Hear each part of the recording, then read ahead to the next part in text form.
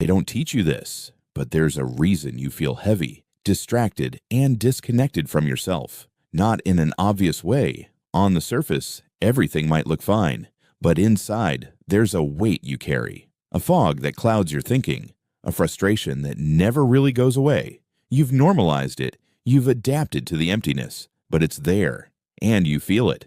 There's a quiet war happening inside you. One part of you wants to rise, to lead, to build, to focus.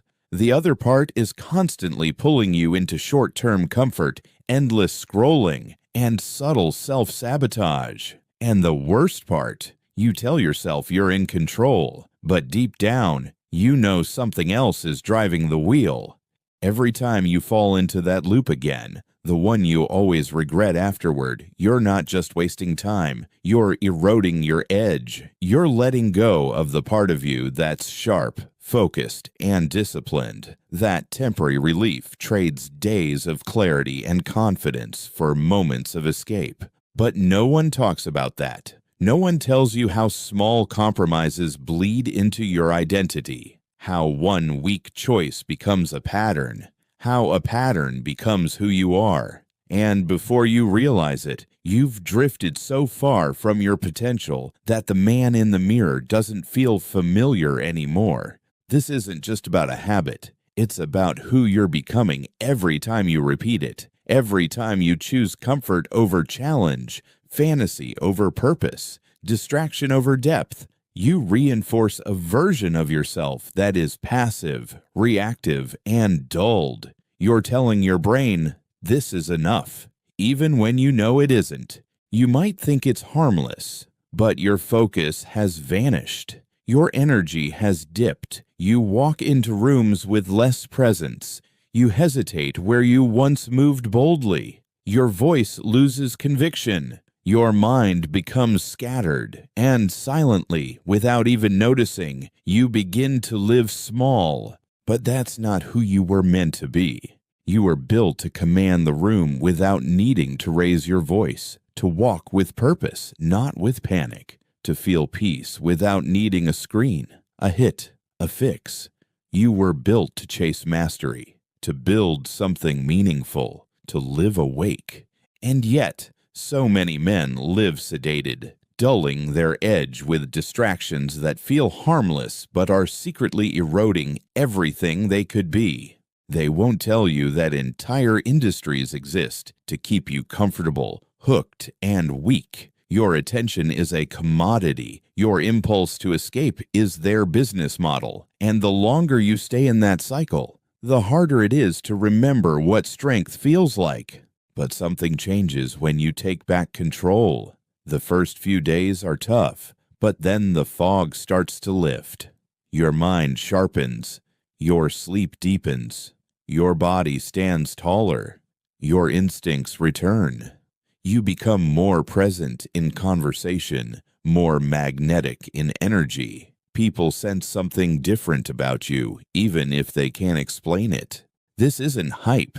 This is the return of your self-respect. Most men think they need motivation, but what they actually need is clarity. They need a mission, something to fight for, a reason to stop wasting their life. Because once you truly taste what it's like to be focused, clean, and aligned, you'll never want to go back. It's not about being perfect. It's about being intentional, about choosing strength over softness, presence over escape, legacy over loops. When you stop running from your discomfort, you start building your future. And here's what they won't tell you.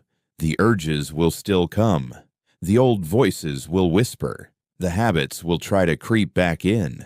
But every time you say no, every time you win that tiny unseen battle, you're building someone unshakable. You're becoming a man who doesn't flinch when pressure comes, who doesn't fold when things get hard, a man who radiates quiet power because he's fought the internal wars and won.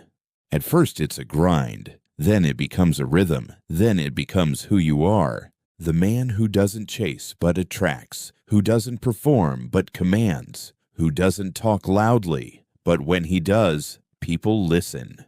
That's the man who builds legacy, who earns trust, who shapes the world around him, not because he wants control, but because he mastered himself. It starts small, one choice, one morning, one win. From there, you build. You show up differently. You work with intensity. You walk with certainty. And people notice, not because you told them, but because they can feel it. You no longer carry the shame. You no longer seek approval. You've already validated yourself in silence. That's what they don't teach you. That your confidence isn't found in a quote or a reel. It's forged in the quiet, in the fire, in the moments no one sees.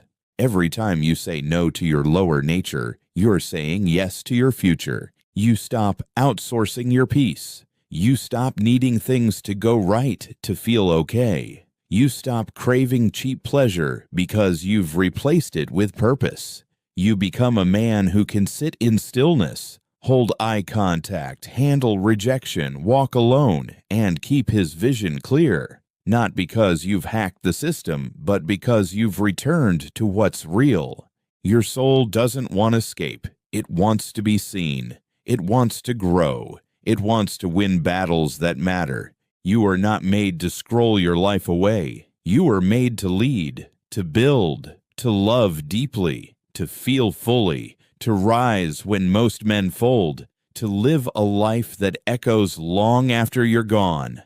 But that only happens when you stop waiting, stop wishing, stop telling yourself you'll change tomorrow. There is no tomorrow, only a choice, right now. And once you make it, once you truly commit, everything changes. Your path clears, your mind settles, your energy shifts. You begin to show up not as a man who's trying, but as a man who's decided. And that man can't be ignored. That man earns respect in silence. That man moves mountains, not by force, but by presence. He doesn't chase pleasure. He creates legacy. He doesn't escape tension. He grows through it. He doesn't rely on the world to validate him, because he validates himself every time he chooses power over passivity. That version of you isn't far away. He's just on the other side of one honest decision. So what will it be? Repeat the cycle, or rewrite your story. Because once you see what's possible on the other side of distraction, you'll realize you don't want to go back. And truthfully, you won't even recognize the man who used to settle for less.